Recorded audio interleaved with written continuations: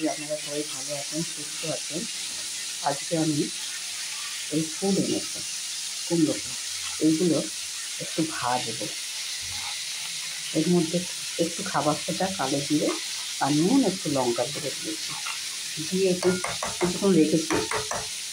রেখে এবার একটু ভাজবো।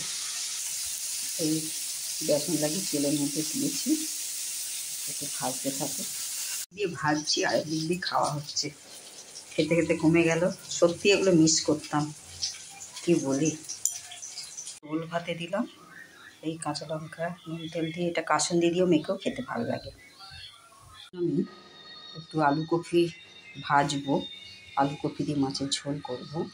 এই দেখুন আমার মাছ ভাজা হয়ে গেছে। এবার আমি এটাকে ভেজে নিই, পরে ফোড়ন দেবো। এই তোমার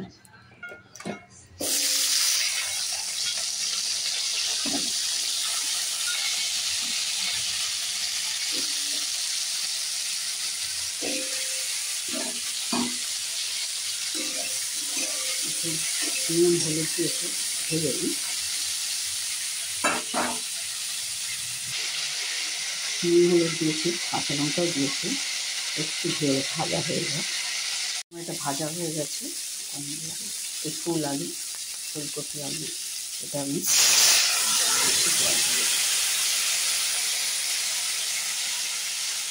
একটু সেদ্ধ হোক।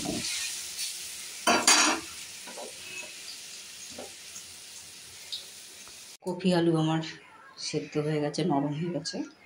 এবার আমি এই যে তেলে 5 ফোড়ন, শুকনো লঙ্কা, তেজপাতা দিলাম।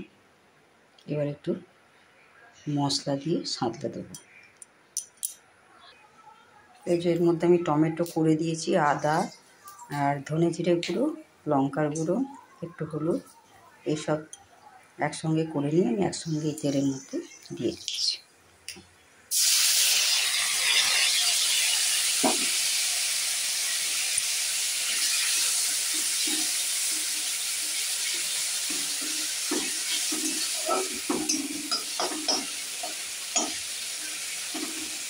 একটু ভাজা হোক।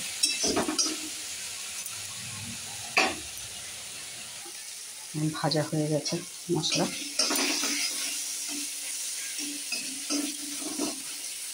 এবার আমি ঝোলটা দিয়ে দিই।